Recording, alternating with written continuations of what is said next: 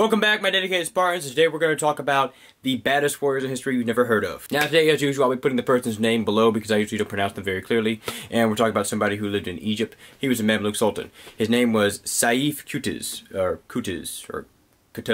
doesn't matter, we're moving on. Saif Qutuz was a Mamluk lord during the 13th century. Now you have to understand, to put in context, the 13th century is the time where the Mongolian army nation was at its peak power. This was after Genghis Khan had conquered China, or rather he had invaded China and his son Kublai Khan had finished conquering China. Their empire stretched from Mongolia all the way to Syria. But alas, this is where the expansion of the empire would stop permanently. Saif Qutuz was sent emissaries from the Mongols, excuse me, during the 13th century.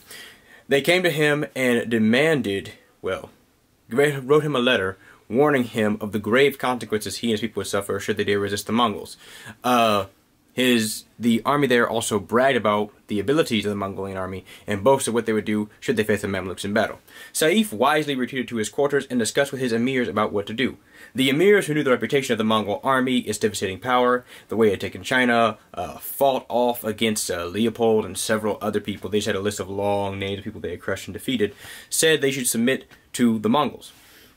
Saif, being his mild-mannered self, returned to the courtyard with the Mongols and told them they think their Khan, well, he told them something along the lines of, "You believe your Khan is the mightiest person on earth. However, I will defeat him in battle and smash his army to pieces on the plains of Syria.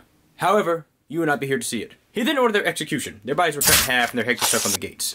Now, the Mongols were known as a barbarous people with inhumane tenacities, and during this time, where they were, at the height of their power, Saif gave them this savage reply. By the way, savage is a word that actually originally means fearless, and that's where it comes from.